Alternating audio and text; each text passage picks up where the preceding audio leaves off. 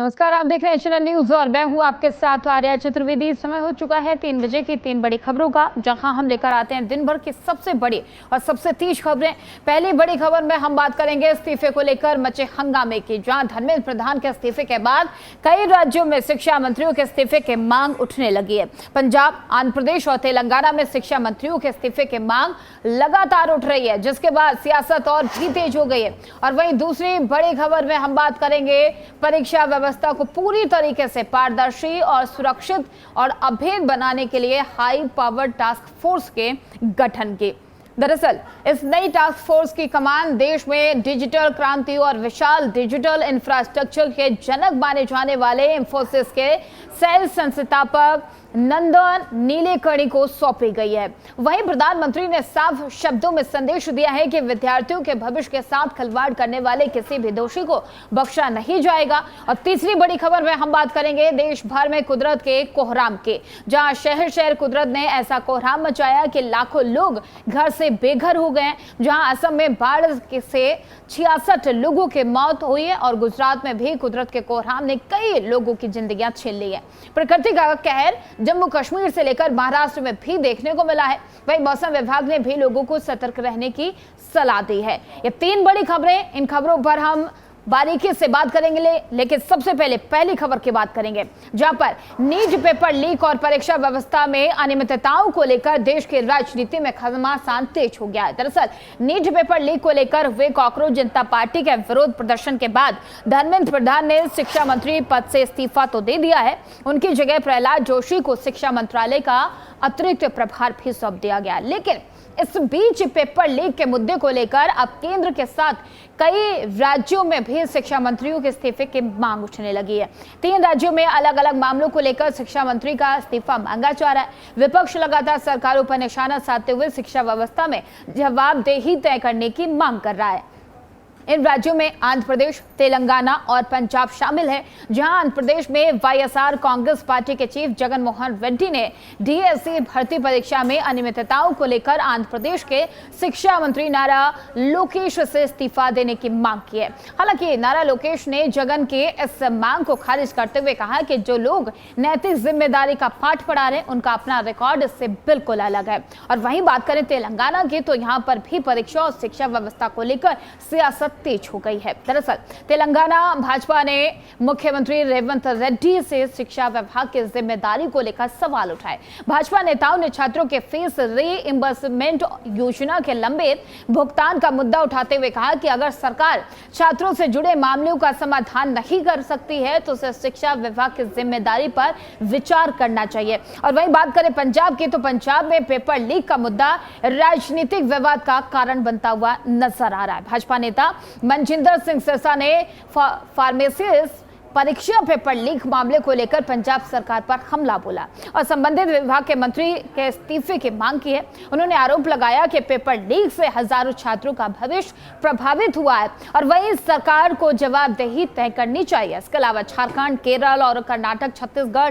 के साथ साथ ओडिशा में भी शिक्षा मंत्री के इस्तीफे की मांग लगातार उठने लगी है, जिसके बाद सियासी घमासान एक बार फिर से तेज हो गया है। कुल मिलाकर नीट पेपर लीक विवाद के बाद परीक्षा सुधार, पारदर्शिता और राजनीतिक जवाबदेही का मुद्दा देश भर में चर्चा का केंद्र बन गया। अब सवाल यही कि सरकारें सिर्फ जांच और कार्रवाई तक सीमित रहेंगे या पेपर लीक रोकने के लिए व्यवस्था में बड़े बदलाव किए जाएंगे, जिसको लेकर धर्मेंद्र प्रधान ने पहले इस्तीफा दे दिया है। हालांकि छात्रों की तरफ से प्रदर्शन किया गया, प्रदर्शन ये व्यापक होता चला गया, ना सिर्फ दिल्ली में बल्कि अलग अलग जगह पे प्रदर्शन किया गया। उसके बाद मजबूरन धर्मेंद्र प्रधान को इस्तीफा देना पड़ा। अब केंद्र सरकार के मंत्री के इस्तीफा होने के बाद राज्य के अलग अलग जगह पर जहां जहां पेपर लीक हुए हैं, वहां पर परीक्षा और इस पे पारदर्शिता की मांग की जा रही है। किन किन राज्यों के शिक्षा मंत्री के इस्तीफे की मांग की जा रही है, आपको बता दें आंध्र प्रदेश, वहां के शिक्षा मंत्री के इस्तीफे की मांग लगातार की जा रही है, क्योंकि डीएससी भर्ती परीक्षा में अनियमितताओं का आरोप लगातार लगाया जा रहा है। आंध्र प्रदेश में नारा लोकेश के इस्तीफे की मांग की जा रही है। फीस रीइंबर्समेंट मुद्दे पर सरकार को घेरा जा रहा है।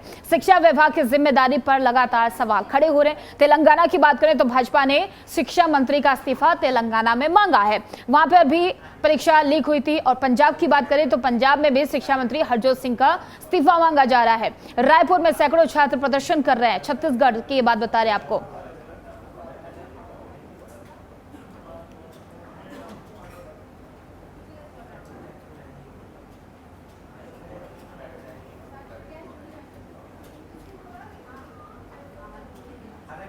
तो लगातार अलग अलग राज्यों के शिक्षा मंत्रियों के इस्तीफे मांगे जा रहे हैं, क्योंकि अलग अलग राज्यों में लगातार पेपर लीक की खबरें और उसके बाद से छात्रों में भी अविश्वास देखा जा रहा है। अब विपक्ष एक दूसरे पर हमलावर है और लगातार अलग अलग राज्यों के जो शिक्षा मंत्री हैं उनके इस्तीफे की मांग की जा रही है, क्योंकि सभी का ये कहना है कि धर्मेंद्र प्रधान ने अगर इस्तीफा दे सकते हैं तो अलग अलग जिन राज्यों में पेपर लीक हुई, चाहे फिर तेलंगाना की बात करें या पंजाब की, वहां के भी शिक्षा मंत्री इस्तीफा दे सकते हैं।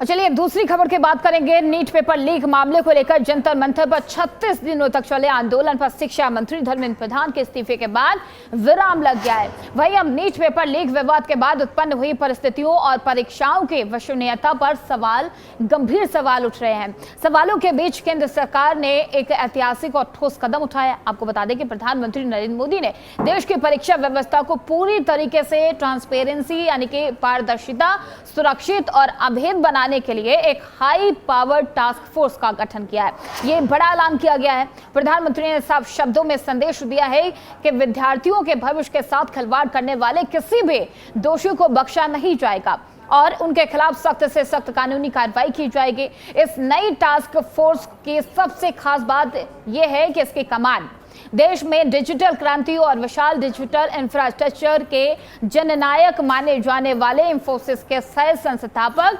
नंदन नीलेकणी को इस हाई पावर टास्क फोर्स की जिम्मेदारी सौंपी गई है।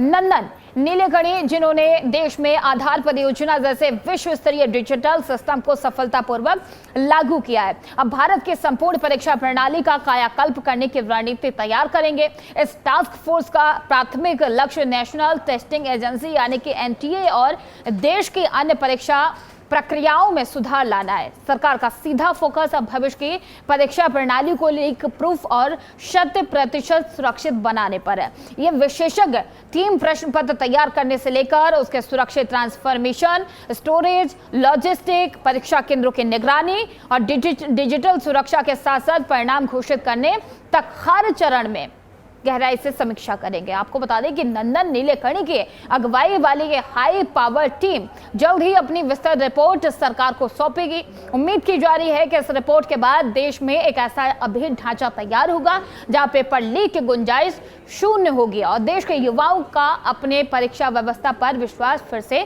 बहाल हो सकेगा। हालांकि लगातार सरकार तमाम कदम उठा रही है, चाहे फिर नए कानून को लाना हो या फिर टास्क फोर्स बनाना हो, हाई पावर टास्क फोर्स बनाना हो और कैसे फास्ट ट्रैक जैसे कोर्ट को भी लाना हो। तमाम वो तैयारियां सरकार की तरफ से की जा रही हैं ताकि इस बार जो छात्रों का भरोसा सिस्टम से, सरकार से उठा है, उसको दोबारा से बनाया जा सके। क्योंकि अब ये हाई पावर टास्क फोर्स बनाई गई है से तमाम उम्मीदें की जा रही हैं, क्योंकि नीलेकणी को ये जिम्मेदारी दी गई है और ऐसे में उनकी काफ़ी इतिहास रहा है, काफ़ी डिजिटल जो इंडिया है उसके लेकर उन्होंने बहुत सारे काम किए। आधार को उन्हें जनक माना जाता है। ऐसे में अब उम्मीद ये की जा रही है कि वो कुछ ना कुछ ऐसा सिस्टम तैयार करेंगे जिससे ये परीक्षा पूरी ट्रांसपेरेंसी के साथ हो। चलिए इस खबर पर अधिक जानकारी के साथ हमारे संवाददाता रिया राय हमारे साथ जुड़ चुके हैं। रिया, स्पेशल टास्क फोर्स का, ये हाई पावर टास्क फोर्स का गठन किया गया है, क्या कुछ जानकारी मिल पा रही है? रिया, कितने लोगों को इसमें शामिल किया गया है और क्या है ये हाई पावर टास्क फोर्स? जी बिल्कुल, देखिए जिस तरीके से अभी सीजीपी का एक बड़ा प्रदर्शन हमने देखा और उसमें छात्रों की यही मांग थी कि शिक्षा व्यवस्था को किसी भी तरीके से बेहतर करना है, क्योंकि ऐसे में जो यूथ है और जो युवा है उनका भविष्य खराब हो जाता है, क्योंकि बहुत सारी ऐसी लापरवाही नजर आती है जिसकी वजह से पेपर न सिर्फ नीट में लीक होता सामने आते हैं बल्कि कई सारे ऐसे पेपर होते हैं जो आए दिन लीक होते रहते हैं। तो उन्हीं सभी को ध्यान में रखते हुए प्रधानमंत्री नरेंद्र मोदी के माध्यम से अभी बीते दिन ही एक वीडियो जारी करके ये सूचना दी गई थी कि एक टास्क फोर्स का जो गठन है वो किया जाना है और सदन में आज काफी हंगामा होने के बाद जो ये टास्क फोर्स का गठन है वो किया गया है। अगर हम इसकी बात करें तो इसमें प्रमुख रूप से ये बात ध्यान रखी जा रही है कि किसी भी तरीके से जो पेपर होगा वो सुरक्षित होना चाहिए, उसका जो मूल्यांकन होगा वो भी सुरक्षित होना चाहिए और जिस तरीके से वो अलग अलग संस्थानों पर पहुंचता है वहां तक पहुंचने की जो उसकी शैली है वो भी सुरक्षित होनी चाहिए और खासकर जो मोड होता है पेपर देने का, यानी कि ऑनलाइन प्लेटफॉर्म के माध्यम से जो पेपर दिया जाता है वो मोड भी काफी सुरक्षित होना चाहिए। तो इन सभी चीजों को ध्यान में रखकर जो ये टास्क फोर्स है हाई पावर की, इसको बनाकर इसका गठन किया गया है और इसके अंतर्गत 6 लोगों को शामिल किया गया है। और देखिए वो 6 लोग भी काफी जाने माने हैं इसमें। खासकर अगर हम बात करें तो इसरो के जो पूर्व चेयरमैन रह चुके हैं सोमनाथ, उनकी भी मौजूदगी इसमें है, जिन्होंने स्पेस तक जाने के लिए काफी जो अच्छा रास्ता है वो तय किया। किसी भी तरीके की जो चूक है उनके माध्यम से नहीं देखी गई। तो इसमें कई सारे ऐसे बड़े बड़े जो नाम है वो शामिल किए गए हैं। 6 मेंबर को इसके अंतर्गत रखा गया है और सीधे तौर पर ये कहना है कि अभी इसके अंतर्गत सजा का भी जो प्रावधान है वो किया जा रहा है। यानी कि अगर कोई भी पेपर लीक करता है तो पहले जो ये टीम है वो ना सिर्फ पेपर का संरक्षण करेगी बल्कि संस्थानों तक पहुंचने में अपनी पैरवी करेगी, लेकिन इसके साथ साथ में अगर किसी के भी माध्यम से पेपर लीक करने की साजिश रची जाती है, अगर वो पकड़ में आते हैं तो उन पर मुकदमा भी दर्ज हो सकता है और उनके ऊपर एक भारी रकम का जो आप कह सकती हैं कि जो एक मुआवजा है वो भी उनसे कहीं ना कहीं पर लिया जा सकता है। तो बिल्कुल रिया नीट पेपर के साथ साथ अभी तक अगर देखा जाए पिछले 10-12 सालों की बात करें तो 116 के समथिंग पेपर लीक हुए। बच्चों का, छात्रों का जो भरोसा है वो सरकार और सिस्टम से दोनों से उठ चुका है।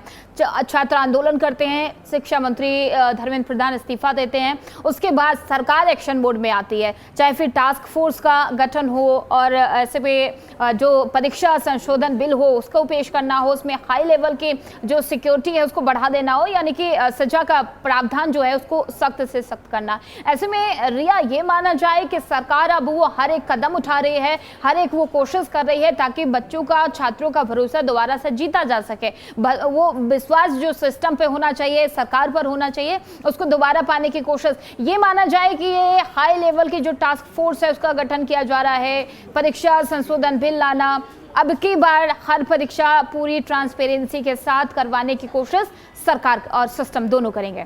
रिया जी बिल्कुल, देखिए सरकार और सिस्टम, क्योंकि दोनों की ही शुरुआती ये जिम्मेदारी बनती है कि किसी भी तरीके से शिक्षा में कोई भी चूक ना हो। और खासकर हमारे देश के प्रधानमंत्री नरेंद्र मोदी जिस तरीके से हर बार अपने कई सारे बयानों में और खासकर जब वो युवाओं के साथ जुड़ते हैं तो इस बात का विश्वास वो कई बार करवाते नजर आए हैं कि युवाओं को कहीं ना कहीं पर भारतीय जनता पार्टी हमेशा से साथ लेकर चलती आई है। और परीक्षा में खासकर या फिर जो शिक्षा है उसमें किसी भी तरीके की जो लापरवाही है वो बर्दाश्त नहीं की जाएगी। और क्योंकि अभी हाल ही में इतना बड़ा प्रदर्शन जब देखा है तो उसके बाद से ये बिल्कुल कहा जा सकता है कि अब प्रशासन के साथ साथ जो सरकार है वो भी काफी ज्यादा सख्त हो चुकी है, जिसके बाद ही हम देख रहे हैं किस तरीके के जो टास्क फोर्स है उनका गठन किया जा रहा है। लेकिन इसमें अहम बात ये भी है कि आखिर जिस तरह से विपक्ष इस पे सवाल उठा रहा है, क्योंकि देखिए अभी हमने सुना कि विपक्ष के कुछ तमाम चेहरे जिन्होंने जिक्र किया कि इससे पहले भी 2024 में जब नीट पेपर लीक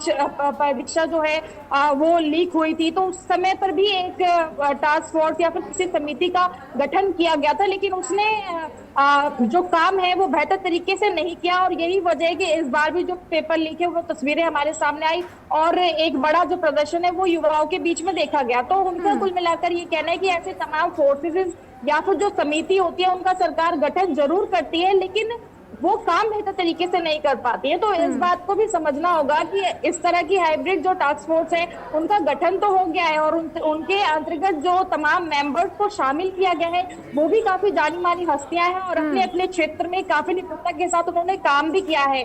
लेकिन आगे चलकर क्या वो सच में अपनी जिम्मेदारी को पूरी तरीके से निभा पाएंगे या फिर जो विश्वास और उम्मीद की बात एक बार फिर से छात्रों ने सरकार पर जाहिर की है, क्योंकि ठीक है बिल्कुल रिया, और ऐसे में सवाल लगातार उठ रहा है कि क्या इतने सारी चीजों के बाद भी परीक्षाएं पूरी ट्रांसपेरेंसी के साथ हो पाएंगी या फिर तस्वीरें पहले जैसे रहेंगी। बहुत बहुत धन्यवाद रिया तमाम सारी जानकारी देने के लिए। चलिए अब तीसरी बड़ी खबर की बात करेंगे जहां पर देश भर में कुदरत का कहर लगातार जारी है। चारों ओर बाढ़ और भारी बारिश का कहर जारी है, हाहाकार मचा हुआ है। 16 राज्यों में मूसलाधार बारिश और बाढ़ ने भारी तबाही मचाई है। प्रकृति ने कुछ इस कदर कहर बरपाया है कि देश में अब तक 130 से अधिक लोगों की मौत हो चुकी है। मानो आसमान से बरसती आफत से धरती पर हाहाकार मचा हुआ है। हिंदुस्तान के नक्शे पर जल प्रलय का ऐसा खौफनाक मंजर पहले कभी नहीं देखा गया।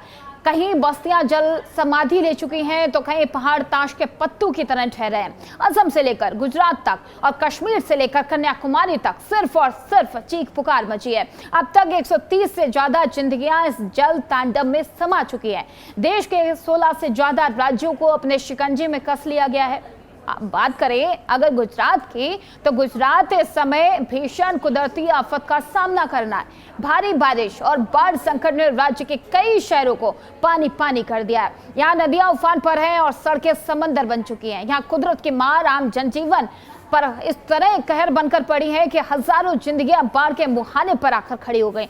बीते 2 दिनों में बारिश और बाढ़ की वजह से अब तक 56 लोगों की मौत हो चुकी है। पिछले 34 जिलों में भारी बारिश दर्ज की गई है। हालात की गंभीरता को देखते हुए एनडीआरएफ, एसडीआरएफ और भारतीय सेना के जवानों को मैदान में उतार दिया गया है। वहां पर रेस्क्यू ऑपरेशन लगातार जारी है। वहीं असम से कुदरत के कहर के रोंगटे खड़े कर देने वाली तस्वीरें सामने आई है, जहां ब्रह्मपुत्र नदी ने ऐसा रौद्र रूप अख्तियार किया है कि मानो सब कुछ निगल जाने पर आमादा है। बता दें कि राज्य में कुदरत के कहर ने अब तक 66 से ज्यादा मासूम जिंदगियां छीन ली हैं। यहाँ कुदरत की मार कुछ ऐसी पड़ी कि लाखों लोग दाने दाने को मोहताज हो गए, बेघर होकर सड़कों पर तिरपाल के नीचे रात गुजारने को मजबूर हैं। वहीं महाराष्ट्र की अगर बात करें तो महाराष्ट्र से लेकर यूपी में भी कुछ ऐसे ही हाल बना हुआ है। बात करें महाराष्ट्र की तो नासिक में पिछले 2 दिनों से हुई लगातार भारी बारिश की वजह से शहर में बाढ़ की स्थिति बनी हुई है। गोदावरी नदी का जलस्तर लगातार बढ़ता जा रहा है, जिससे नदी किनारे के कई इलाके जलमग्न हो चुके हैं। प्रसिद्ध कपिलेश्वर मंदिर की सीढ़ियों तक बाढ़ का पानी पहुंच गया है। वहीं कुदरत की मार यूपी में भी जारी है, जहां भारी बारिश से नदियों का जलस्तर लगातार बढ़ता जा रहा है। बलिया में घाघरा नदी के विकराल रूप धारण कर लिया है। बैरिया तहसील के गोपालपुर टांडी गांव में घाघरा नदी का जलस्तर लगातार बढ़ता जा रहा है। जलस्तर बढ़ने से भयंकर कटान भी शुरू हो गया है। नदी के तेज धारा का आलम यह है कि देखते ही देखते एक मकान झटके में नदी के लहरों में समा गया। यूपी के बाराबंकी में भी सरयू नदी उफान पर है, जिसकी वजह से कई गांव बाढ़ में पानी पर डूबे हुए हैं। बाढ़ की वजह से पानी में डूब गए हैं। खतरे के निशान को पार कर चुकी सरयू लगातार अपना दायरा बढ़ाती जा रही है, जिसके बाद वहां पर रहने वाले ग्रामीणों में दहशत का माहौल है। और वहीं इस बीच मौसम विभाग ने 18 राज्यों में भारी बारिश तूफान का अलर्ट भी जारी किया है, जिसमें गुजरात के खेड़ा, अहमदाबाद, नवसारी, सूरत, वलसाड, जम्मू कश्मीर के रियासी, रामबन, महाराष्ट्र के नासिक, यूपी के बलिया और असम के गुवाहाटी शहर भी शामिल हैं, जहां पर भारी बारिश की संभावना बनी हुई है। ऐसे में बाढ़ का कहर लगातार शहर शहर जारी है। अलग अलग राज्यों की अगर बात की जाए तो बाढ़ ने विकराल रूप ले लिया है। मौसम लगातार करवट बदल रहा है और मूसलाधार बारिश की वजह से कई आम जिंदगियां तबाह हो चुकी हैं। फिलहाल 3 बजे की 3 बड़ी खबरों में इतना ही। खबरों का सिलसिला आगे भी जारी रहेगा। देखते रहिए चैनल न्यूज़।